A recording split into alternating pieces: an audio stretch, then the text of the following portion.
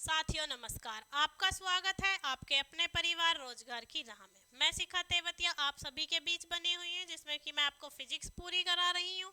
Physics में भी हमने पहले यांत्रिकी पढ़ा, उसके बाद हमने तरंगे पढ़ी, कितने प्रकार की होती हैं, क्या क्या वर्क हैं। उसी के साथ फिर हमने अपना ऊष्मा चैप्टर शुरू किया कि ऊष्मा क्या है, कितने प्रकार की होती है, विशिष्ट ऊष्मा क्या होती है, ये सब हमने शुरू किया। उसी के साथ आज हमारा ऊष्मा का थर्ड चैप्टर चलेगा। साथ ही साथ मैं आपको बता दूं कि अभी भी आप यूपीएससी यूपी पुलिस री एग्ज़ाम आने वाला है, और साथ ही रेलवे ने अभी एसआई और कांस्टेबल की वैकेंसीज निकाली हुई हैं, जिसके फॉर्म्स अभी फिल किए जा रहे हैं। तो आप सभी अपने फॉर्म्स फिल करें और अपने डॉक्यूमेंट्स भी अच्छे से लगाएं, ताकि आपको आने वाले समय में जब डॉक्यूमेंट्स वेरिफिकेशन हो तो कोई प्रॉब्लम ना हो। आप जल्द से जल्द अपने फॉर्म फिल करें, क्योंकि लास्ट टाइम साइट बिजी चलती है, फिर फॉर्म फिल नहीं हो पाता। तो इन सब परेशानियों से बचने के लिए आप पहले ही अपने फॉर्म फिल करा दें। साथ ही साथ अपनी तैयारी अच्छे से कीजिए, क्योंकि इलेक्शन के बाद जब भी चुनाव का रिजल्ट घोषित हो जाएगा, उसके बाद आपका एग्ज़ाम शुरू हो जाएंगे। उसमें आपका यूपी पुलिस री एग्ज़ाम भी होगा। एसएससी सीएचएसएल में भी साइंस पूछा जाता है, वो भी आपका आएगा। एसएससी सीपीओ, ये सभी एग्ज़ाम्स आपके आने वाले हैं।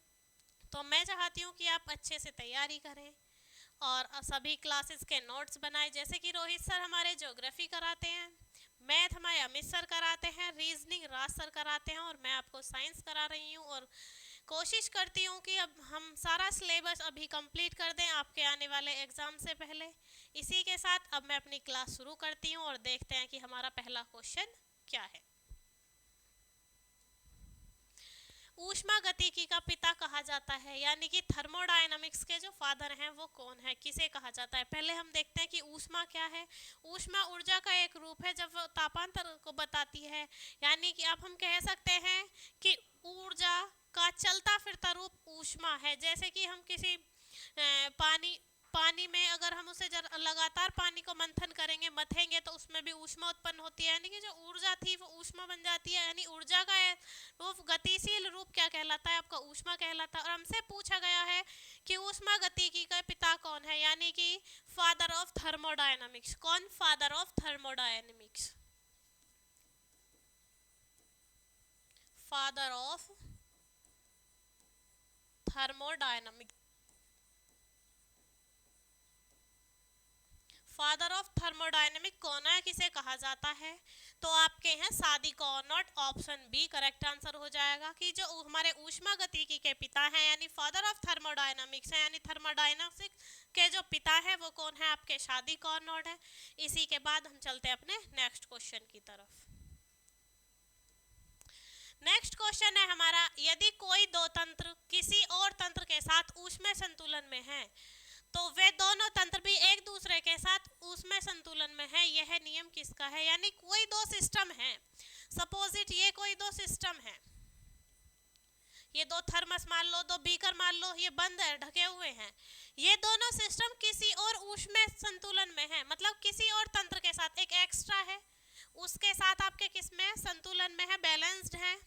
तो वो बोल रहे हैं तो वे दोनों तंत्र भी एक दूसरे के साथ उसमें संतुलन में होंगे। मतलब अगर इसको हम ठंडा लेते हैं और ये हमने गर्म ले लिया, और ये ऊष्मा के संतुलन में है, किससे? इससे। तो ये दोनों भी ऊष्मा के संतुलन में रहेंगे, मतलब ये दोनों अपनी ऊष्मा को इक्वल कर लेंगे, इनका टेम्परेचर क्या हो जाएगा, आपका समान हो जाएगा। यही हमसे बोला गया है कि यदि कोई दो तंत्र किसी और तंत्र के साथ ऊष्मा संतुलन है, तो ये दोनों तंत्र भी कैसे होंगे, एक दूसरे के साथ ऊष्मा संतुलन में रहेंगे। यह नियम आपका कहलाता है ऊष्मा का जीरो नियम। क्या कहलाता है आपका?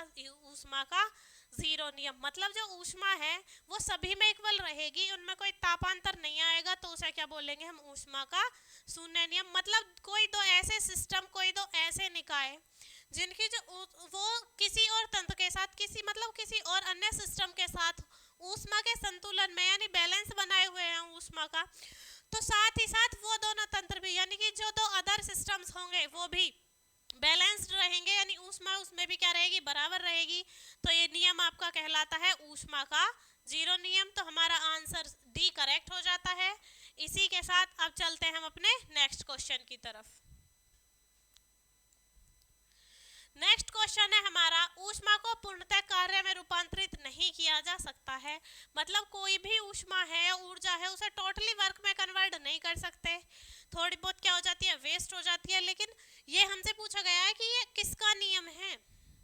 नहीं, हम कह सकते हैं कि ऊष्मा को टोटली वर्क में कन्वर्ट नहीं किया जा सकता। ये हमें कौन सा नियम कहलाता है ऊष्मा का, तो ये आपका कहलाता है ऊष्मा गतिकी का द्वितीय नियम। क्या कहलाता है, ऊष्मा गतिकी का द्वितीय नियम। हमने ऊष्मा गतिकी का जीरो नियम पढ़ा। जीरो नियम था कि यदि कोई दो निकाय उसमें संतुलन में है और जो कोई और अन्य तंत्र है वह उनके साथ उसमें संतुलन में है, तो वो जो दोनों तंत्र हैं वे भी उसमें संतुलन में रहेंगे। ये ऊष्मा गतिकी का जीरो नियम था। साथ ही साथ हमसे पूछ लिया गया फिर कि ऊष्मा को पूर्णतः कार्य में रूपांतरित नहीं किया जा सकता, मतलब जो टोटल हीट है वो टोटली वर्क में कन्वर्ट नहीं हो सकती। ये किसका नियम है, आपका ऊष्मा गतिकी का द्वितीय नियम, यानी ये कहलाता है हमारा थर्मोडायनामिक्स का सेकंड लॉ। तो हमारा ऑप्शन ए करेक्ट हो जाता है कि ऊष्मा गतिकी का द्वितीय नियम हमसे कहता है कि जो हमारी ऊष्मा है वो कंप्लीटली पूर्ण रूप से कार्य में कन्वर्ट नहीं होगी, इसलिए हमारा ऑप्शन ए करेक्ट हो जाता है। इसके साथ हम चलते हैं अपने नेक्स्ट क्वेश्चन की तरफ। नेक्स्ट क्वेश्चन है, ऊर्जा को ना तो उत्पन्न किया जा सकता है और ना ही नष्ट किया जा सकता है। मतलब जो ऊर्जा है या ऊष्मा है उसे ना तो उत्पन्न किया जा सकता है और ना ही नष्ट किया जा सकता है। मतलब ना तो उसे हम उत्पन्न कर सकते हैं, क्रिएट कर सकते हैं, और ना ही उसको डिस्ट्रॉय कर सकते हैं, मतलब नष्ट कर सकते हैं, बल्कि एक रूप से दूसरे रूप में, मतलब एक टाइप से दूसरे टाइप में परिवर्तित किया जा सकता है। मतलब एक रूप से दूसरे रूप में उसको परिवर्तित कर सकते हैं। से बोला गया कि ऊर्जा या ऊष्मा का को ना तो एक रूप से ना तो उत्पन्न किया जा सकता है और ना ही नष्ट किया जा सकता है। अब उसे क्या किया जा सकता है कि एक रूप से दूसरे रूप में परिवर्तित किया जा सकता है। जैसे कि ध्वनि ऊर्जा को आप आपका यांत्रिक ऊर्जा में कन्वर्ट कर लीजिए, यांत्रिक ऊर्जा को विद्युत ऊर्जा में कन्वर्ट कर लीजिए, ध्वनि ऊर्जा को विद्युत ऊर्जा में कन्वर्ट करना, ये सब क्या है, आपके ऊर्जा के रूप परिवर्तन ही है। और हमसे पूछा गया है कि ऊष्मा या ऊर्जा को ना तो उत्पन्न किया जा सकता है ना नष्ट किया जा सकता है, बल्कि एक रूप से दूसरे रूप में उसको परिवर्तित किया जा सकता है। तो आपका नियम है ये ऊष्मा गतिकी का प्रथम नियम। कौन सा नियम है, ऊष्मा गतिकी का प्रथम नियम। साथ ही साथ हम इसे बोल सकते हैं कि ऊर्जा का संरक्षण नियम भी है। क्या है, ऊर्जा का संरक्षण नियम।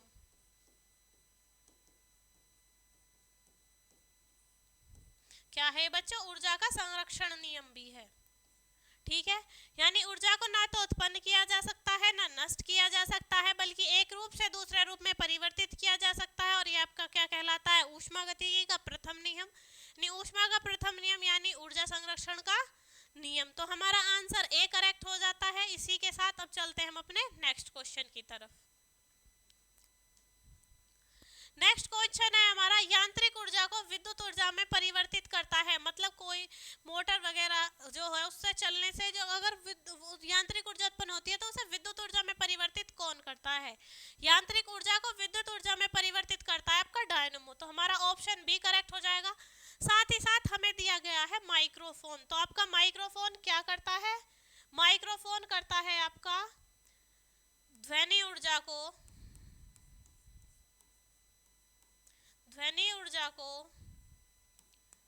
विद्युत ऊर्जा में परिवर्तित। क्या करता है, ध्वनि ऊर्जा को विद्युत ऊर्जा में परिवर्तित करता है। साथ ही साथ हमारा दिया गया है सितार। सितार क्या करता है, सितार आपका यांत्रिक ऊर्जा को ध्वनि ऊर्जा में परिवर्तित करता है। मतलब सितार क्या करता है, आपका यांत्रिक ऊर्जा को ध्वनि ऊर्जा में, यांत्रिक ऊर्जा को ध्वनि ऊर्जा में।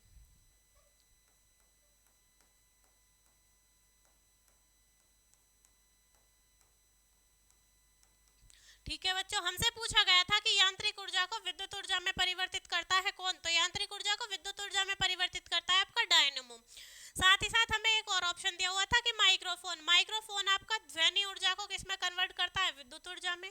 फिर हमें ऑप्शन सी दिया गया था सितार। सितार क्या करता है, आपका यांत्रिक ऊर्जा को ध्वनि ऊर्जा में परिवर्तित करता है। हमारा करेक्ट ऑप्शन बी हो जाता है कि यांत्रिक ऊर्जा को विद्युत ऊर्जा में परिवर्तित कौन करता है, डायनेमो करता है। ऑप्शन बी हमारा करेक्ट आंसर हो जाता है। इसी के साथ हम चलते हैं अपने नेक्स्ट क्वेश्चन की तरफ। नेक्स्ट क्वेश्चन है हमारा, रासायनिक ऊर्जा को प्रकाश एवं ऊष्मा ऊर्जा में परिवर्तित करता है कौन? यानी जो केमिकल एनर्जी है उसको आपका लाइट में और हीट में कौन कन्वर्ट करता है, मतलब प्रकाश ऊर्जा में और ऊष्मा ऊर्जा में कौन कन्वर्ट करता है, ये हमसे कहा गया है कि रासायनिक ऊर्जा को प्रकाश एवं ऊष्मा ऊर्जा में परिवर्तित करता है कौन? आपका मोमबत्ती। मोम क्या है? मोम जिसे हम इंग्लिश में वैक्स बोलते हैं, ये मोमबत्ती वही है। और जो मोमबत्ती है वो केमिकल से बनी हुई है, यानी कि जो केमिकल एनर्जी है उससे आपका क्या हो रहा है, लाइट मिल रही है और हीट मिल रही है, तो वो किस में? मोमबत्ती से होता है। साथ ही साथ हमसे बोला गया है लाउड स्पीकर। लाउड स्पीकर क्या है आपको? विद्युत ऊर्जा को ध्वनि ऊर्जा में, विद्युत ऊर्जा को ध्वनि ऊर्जा में, ध्वनि ऊर्जा में। साथ ही साथ है आपका सोलर सेल। सोलर सेल क्या है आपका? सौर ऊर्जा को विद्युत ऊर्जा में। सोलर सेल आपका सौर ऊर्जा को विद्युत ऊर्जा में।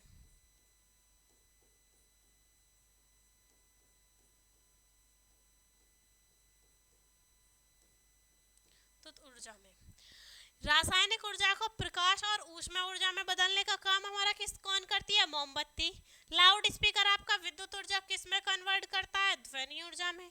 साथ ही साथ अभी मैंने पीछे भी बताया सितार क्या करता है? सितार यांत्रिक ऊर्जा को आपका ध्वनि ऊर्जा में बदलता है।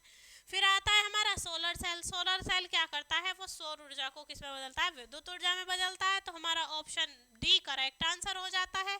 इसी के साथ हम चलते हैं अपने नेक्स्ट क्वेश्चन की तरफ। नेक्स्ट क्वेश्चन है हमारा, विद्युत ऊर्जा को, यानी कि विद्युत ऊर्जा जो है उसे प्रकाश ऊर्जा में परिवर्तित करता है। मतलब हमसे पहले पूछा गया था कि प्रकाश के साथ साथ ऊष्मा भी दी गई थी, किससे? रासायनिक ऊर्जा से, तो हमारा आंसर था मोमबत्ती। अब हमसे पूछा गया कि विद्युत ऊर्जा को प्रकाश ऊर्जा में, सिर्फ प्रकाश ऊर्जा में, उसमें यह नहीं पूछा गया कि प्रकाश के साथ ऊष्मा भी है, तो कौन है कि सिर्फ विद्युत ऊर्जा को प्रकाश ऊर्जा में परिवर्तित करता है आपका ट्यूबलाइट। कौन करता है? ट्यूबलाइट। डायनेमो क्या करता है आपका? यांत्रिक ऊर्जा को विद्युत ऊर्जा में। साथ ही साथ विद्युत मोटर क्या करती है? विद्युत ऊर्जा को यांत्रिक ऊर्जा में। विद्युत सेल क्या करता है आपका? विद्युत ऊर्जा को यांत्रिक ऊर्जा में। जो सेल्स हम रिमोट वगैरह में यूज करते हैं, चार्जिंग वाले सेल आते हैं, चार्जिंग वाले बल्ब आते हैं, वो सब क्या है आपके? विद्युत सेल ही तो हैं। तो हमारा ऑप्शन ए करेक्ट आंसर हो जाता है। इसी के साथ हम चलते हैं अपने नेक्स्ट क्वेश्चन की तरफ। नेक्स्ट क्वेश्चन है हमारा, विद्युत ऊर्जा को प्रकाश ऊर्जा व ऊष्मा ऊर्जा में परिवर्तित करती है कौन? क्या है जो विद्युत ऊर्जा को प्रकाश ऊर्जा और ऊष्मा ऊर्जा में परिवर्तित करता है? अभी लास्ट जो क्वेश्चन था वो था हमारा कि विद्युत ऊर्जा को प्रकाश ऊर्जा में कन्वर्ट करता है कौन? ट्यूबलाइट। लेकिन हमसे यहाँ पूछा गया है कि विद्युत ऊर्जा को प्रकाश ऊर्जा और ऊष्मा ऊर्जा में परिवर्तित कौन करता है? यहाँ क्या ऐड हो गया आपका? एक्स्ट्रा ऊष्मा। तो हमारा, और ट्यूबलाइट का हमें पता है कि जो ट्यूबलाइट है वो खाली विद्युत ऊर्जा को प्रकाश ऊर्जा में कन्वर्ट करती है, ऊष्मा ऊर्जा नहीं देती। फिर हमारा आता है विद्युत बल्ब। विद्युत बल्ब के बाद सितार, सितार के बाद विद्युत मोटर। विद्युत मोटर का मतलब क्या है आपका कि ये उसको विद्युत ऊर्जा को यांत्रिक ऊर्जा में कन्वर्ट करती है। सितार क्या है आपका? यांत्रिक ऊर्जा को ध्वनि ऊर्जा में कन्वर्ट करता है। और विद्युत बल्ब है आपका जो हमें प्रकाश भी देता है और ऊष्मा भी देता है। क्या करता है? प्रकाश भी देता है और ऊष्मा भी देता है। आपने देखा होगा कि जो वो बल्ब आते हैं जो येलो जलते हैं वो गर्म हो जाते हैं। क्यों हो जाते हैं? ऊष्मा से। किसकी वजह से? विद्युत ऊर्जा की वजह से। वो हमने प्रकाश भी देते हैं और आपका ऊष्मा भी देते हैं। तो हमारा ऑप्शन बी करेक्ट हो जाता है। इसी के साथ हम चलते हैं नेक्स्ट क्वेश्चन की तरफ। नेक्स्ट क्वेश्चन है हमारा, समान अवस्था रहने पर विकिरण द्वारा किसी वस्तु के ठंडे होने की दर वस्तु तथा उसके चारों ओर माध्यम के तापांतर के अनुक्रमानुपाती होती है। यानी इक्वल स्टेट है, इक्विलिब्रियम स्टेट में रहने पर कोई भी विकिरण है तो हमारा विकिरण क्या है? बिना किसी माध्यम के या किसी भी माध्यम में प्रकाश के वेग को, प्रकाश की गति को बिना विक्षेपित किए, बिना प्रभावित किए जो ऊष्मा का आदान प्रदान होता है वो क्या है? आपका विकिरण है। और ये क्वेश्चन मैंने आपको लास्ट पीडीएफ में, लास्ट क्लास में कराया था, लेकिन उसमें बच्चे मुझे लग रहा है कि पूरी क्लास नहीं देखते, इसीलिए मैंने उसमें आपको आंसर ऑप्शन पहले एक्सप्लेन करने के बाद ऑप्शन पर गलत टिक लगाया था। लेकिन बच्चों आपने किसी ने भी कमेंट में नहीं बोला कि मैम आपने आंसर गलत कराया, इसका मतलब आप क्लास पूरी देखते ही नहीं है। जब आप नोट्स नहीं बनाएंगे, पढ़ेंगे नहीं, तो आप कैसे सोच सकते हैं कि आपका सिलेक्शन हो जाएगा? ऐसे सिलेक्शन नहीं होगा, आपको पढ़ना पड़ेगा। क्योंकि हम जो बोलते हैं, जो कराते हैं, वो इसी बेस पर कराते हैं ताकि आप पढ़ो, अच्छे से मेहनत करो। हमारे मेहनत करने से सिलेक्शन नहीं होगा, मेहनत तुम्हें करनी पड़ेगी, तभी सिलेक्शन होगा। मैं देख रही हूँ कि अब मेरी क्लास को डले हुए 24 घंटे हो गए, लेकिन किसी भी बच्चे का ये कमेंट नहीं था कि मैम आपने एक्सप्लेन सही किया है लेकिन ऑप्शन गलत टिक कराया है। तो ऐसे थोड़ी ना काम चलता है। जब आप पढ़ोगे नहीं, क्लास को देखोगे नहीं, चलो बेसिक तौर पर आप लेटे लेटे भी क्लास देख रहे हो, नहीं आप नोटबुक और पेन लेकर बैठ रहे, तब भी तो आपको नोट करना चाहिए कि मैम ने बोला क्या है, ऑप्शन क्या लगवाया है। तो गलती होती है। लेकिन आपने, किसी भी बच्चे ने ये कमेंट नहीं किया कि मैम आपने बोला तो सही था लेकिन ऑप्शन गलत लगवाया है। तो उस क्वेश्चन का आंसर है विकिरण, यानी कि एक बिना किसी माध्यम के या किसी भी माध्यम में प्रकाश के वेग को बिना विक्षेपित किए, प्रकाश के वेग को बिना प्रभावित किए जो ऊष्मा का आदान प्रदान होता है, वो क्या कहलाता है? आपका विकिरण कहलाता है। विकिरण द्वारा किसी वस्तु के ठंडे होने की दर, मतलब अगर इक्विलिब्रियम स्टेट में विकिरण द्वारा कोई वस्तु ठंडी होती है, यानी जो सूर्य के प्रकाश आने से वस्तुएं गर्म होती हैं, ये भी विकिरण है। लेकिन जब रात होती है और सूर्य छिप जाता है, तब भी ये चीजें ठंडी होने लगती हैं। उसी तरीके से बात की गई है कि ठंडे होने की दर वस्तु तथा उसके चारों ओर के माध्यम के तापांतर, यानी उस वस्तु या उसके चारों तरफ का जो तापांतर, माध्यम का जो तापांतर है, वो उसके अनुक्रमानुपाती है। तो ये नियम आपका किसका कहलाता है? न्यूटन का शीतलन नियम कहलाता है। क्या कहलाता है आपका? न्यूटन का शीतलन नियम। मतलब एक इक्विलिब्रियम स्टेट में विकिरण की वजह से जो भी, मतलब कोई वस्तु है, उसके ठंडे होने की दर उस वस्तु तथा उस वस्तु के आसपास चारों तरफ के माध्यम जो तापांतर है, वो उसके अनुक्रमानुपाती होता है। ये किसने कहा है? हमारा न्यूटन के शीतलन नियम के अनुसार है। तो हमारा ऑप्शन ए करेक्ट आंसर हो जाता है। इसी के साथ हम चलते हैं अपने नेक्स्ट क्वेश्चन की तरफ। जब किसी निकाय पर यानी सिस्टम पर या तंत्र पर कोई परिवर्तन इस प्रकार हो कि निकाय का ताप पूरी प्रक्रिया में स्थिर रहे, मतलब कोई भी सिस्टम है जिसमें कोई चेंजमेंट होता है, लेकिन उसमें क्या रहे कि कुछ भी चेंजमेंट हो, उस पूरी रिएक्शन के दौरान, पूरी क्रिया के दौरान, पूरे प्रोसेस के दौरान आपका जो टेम्परेचर है, जो ताप है, वो क्या रहे? स्थिर रहे, स्टेबल रहे, चेंज ना हो। तो वह परिवर्तन आपका क्या कहलाता है? ऊष्मा का संरक्षण नियम। ऊष्मा का संरक्षण नियम तो यह है कि ऊष्मा को ना तो उत्पन्न किया जा सकता है, ना नष्ट किया जा सकता है, इसे एक रूप से दूसरे रूप में परिवर्तित किया जा सकता है। फिर हमसे बोला गया समतापी पराक्रम या विषमतापी पराक्रम।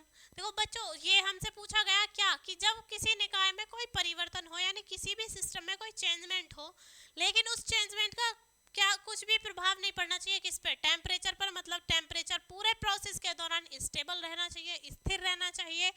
तो वो हमारा कहलाता है आपका समतापी प्रक्रम। क्या कहलाता है आपका? समतापी प्रक्रम। तो हमारा ऑप्शन बी करेक्ट आंसर हो जाता है। इसी के साथ हम चलते हैं अपने नेक्स्ट क्वेश्चन की तरफ। यदि किसी निकाय में कोई परिवर्तन इस प्रकार हो, मतलब कोई भी सिस्टम है उसमें कोई भी परिवर्तन होता है, कोई भी परिवर्तन इस प्रकार हो कि पूरी प्रक्रिया के दौरान निकाय ना तो बाहरी माध्यम से उसको ऊष्मा दे, मतलब जो बाहर सिस्टम है उसको ना तो ऊष्मा दे और ना उससे कोई ऊष्मा ले, तो वह क्या कहलाता है? मतलब कोई हमने गिलास में गर्म पानी ले लिया, सपोजिट हम ऑप्शन ले लेते हैं थर्मस का। थर्मस में हमने गर्म पानी रख लिया भर के। अब उसमें उसी के साथ हमसे पूछा गया कि ना तो बाहरी माध्यम को ऊष्मा दे, ना तो थर्मस अपनी जो हीट है वो बाहर की तरफ दे रही है, और ना बाहर से कोई ऊष्मा ले रही है। तो वो क्या है आपका? एक ऐसा प्रक्रम है जिसमें ना तो बाहरी माध्यम से कोई ऊष्मा ली गई है कुछ परिवर्तन होने पर, और ना बाहरी माध्यम को ऊष्मा दी गई है। तो वो आपका रुद्धोष्म पराक्रम कहलाता है। क्या कहलाता है आपका? रुद्धोष्म प्रक्रम कहलाता है आपका। ठीक है। समतापी प्रक्रम क्या है कि किसी भी निकाय में कोई भी परिवर्तन हो, लेकिन उसमें क्या नहीं होना चाहिए? ताप स्थिर ही रहना चाहिए। ताप स्थिर तो समतापी प्रक्रम। और रुद्धोष्म में क्या है कि बाहरी माध्यम को ना तो ऊष्मा दे और ना बाहरी माध्यम से कोई ऊष्मा ले, तो वो क्या होता है आपका? रुद्धोष्म प्रक्रम। तो हमारा ऑप्शन ए करेक्ट हो जाता है। इसी के साथ हम चलते हैं अपने नेक्स्ट क्वेश्चन की तरफ। नेक्स्ट क्वेश्चन है हमारा, परम ताप पर एंट्रोपी शून्य होती है। यह कौन सा नियम है? ऊष्मागतिकी का। तो पहली बात तो ये परमताप होता क्या है? परमताप है आपका किसी भी वस्तु का या पदार्थ का न्यूनतम ताप हो सकता है, लेकिन उसके किसी भी अधिकतम ताप की गणना नहीं की जा सकती। अधिकतम ताप की गणना नहीं की जा सकती। जो वो उस किसी भी वस्तु का न्यूनतम ताप है ज़्यादा से ज़्यादा वो -273.15 डिग्री सेल्सियस होता है, जिसे हम माइनस के 273 डिग्री सेंटीग्रेड भी बोल सकते हैं। तो वो क्या होता है? आपका परम ताप होता है। और परम ताप पर एंट्रोपी शून्य होती है। एंट्रोपी ये पढ़ेंगे हम अभी केमिस्ट्री में। एंट्रोपी अगर शून्य होती है तो वो आपका कहलाता है ऊष्मागतिकी का तृतीय नियम। क्या कहलाता है आपका? ऊष्मागतिकी का तृतीय नियम। अभी हमने 4 नियम पढ़े। ऊष्मागतिकी का 0 नियम, ऊष्मागतिकी का प्रथम नियम जिसे हमने ऊर्जा का संरक्षण नियम भी बोला है, ऊष्मा का संरक्षण नियम बोल सकते हैं। फिर ऊष्मा का द्वितीय नियम पढ़ा, फिर हमने ऊष्मा का तृतीय नियम पढ़ा, और एक क्या पढ़ा हमने? न्यूटन का शीतलन नियम। ठीक है बच्चों, तो हमारा अपरम ताप पर एंट्रोपी शून्य होती है। ये आपका नियम किसका है? ऊष्मागतिकी का थर्ड लॉ है, यानी थर्ड लॉ ऑफ थर्मोडायनामिक्स है। तो हमारा ऑप्शन सी करेक्ट हो जाता है। इसी के साथ हम चलते हैं अपने नेक्स्ट क्वेश्चन की तरफ। नेक्स्ट क्वेश्चन है हमारा, यदि चंद्रमा पर किसी बंद जल की बोतल का ढक्कन हटा दिया जाए तो जल उबलने लगता है। यानी कि अगर चंद्रमा पर गए हमने और जो बंद पानी की बोतल थी उसका ढक्कन खोल दिया तो वहाँ पानी उबलने लगता है। क्यों? वहाँ पानी इसलिए उबलने लगता है क्योंकि वहाँ किसका अभाव है? वायुमंडल का अभाव है। वहाँ शून्य वायुदाब क्या है? शून्य वायुदाब के कारण, यानी वहाँ क्या नहीं है? वायुदाब नहीं है। शून्य वायुदाब के कारण वहाँ गुरुत्वाकर्षण कितना है? गुरुत्वाकर्षण है चंद्रमा पर पृथ्वी के गुरुत्वाकर्षण का 1/6। ठीक है बच्चों, तो हमारा ऑप्शन बी करेक्ट हो जाता है कि शून्य वायुदाब के कारण चंद्रमा पर अगर हम किसी बंद बोतल का जाकर ढक्कन खोलते हैं तो पानी क्या होने लगता है? उबलने लगता है। तो हमारा ऑप्शन बी करेक्ट हो जाएगा। इसी के साथ हम चलते हैं अपने नेक्स्ट क्वेश्चन की तरफ। नेक्स्ट क्वेश्चन है हमारा, वायु ऊष्मा की क्या है? कुचालक, सुचालक या अर्धचालक? सुचालक वे होते हैं जो ऊष्मा या विद्युत का आदान प्रदान अच्छे तरीके से करते हैं, और कुचालक वे होते हैं जो ऊष्मा का और विद्युत का आदान प्रदान नहीं कर पाते। अर्धचालक यानी कि सेमीकंडक्टर, जो जिसमें क्या प्रॉपर्टी होती है आपकी? एलॉय हो सकते हैं। कुचालक और सुचालक के कुछ कुछ गुण देखने के लिए मिलते हैं, वो आपके होते हैं अर्धचालक यानी सेमीकंडक्टर्स। हमसे पूछा गया है कि गुड कंडक्टर या बैड कंडक्टर या अर्धचालक वायु ऊष्मा की क्या है? आप मुझे एक बात बताइए, अगर वायु ऊष्मा की सुचालक होती तो हवा में आग लग जाती, लेकिन ऐसा नहीं होता। क्यों नहीं होता? क्योंकि जो वायु है वो ऊष्मा की कुचालक है, और जो ऊष्मा की कुचालक है तो उसमें ऊष्मा का आदान प्रदान नहीं होता।